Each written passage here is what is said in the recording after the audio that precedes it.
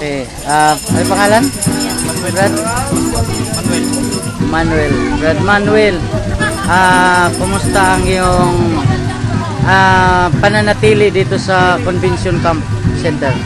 Okay naman po, Pastor. Masaya. First time ko lang po kami. Tawag nitong, ano masasabi po ninyo sa ating convention? Masaya po, Pastor. Kasi nagkaroon po ko ng pagkakataon na makalubili yung iba't ibang. Na-bless po ba kayo? Anong mga spiritual na mga bagay na inyong mabaon sa iyong pag-uwi? Pero spiritual, tapos Natutunan, spiritual, marami po, Pastor. mabaon sa iyong pag-uwi. Okay. Next year magkita pa tayo. Salamat, God bless.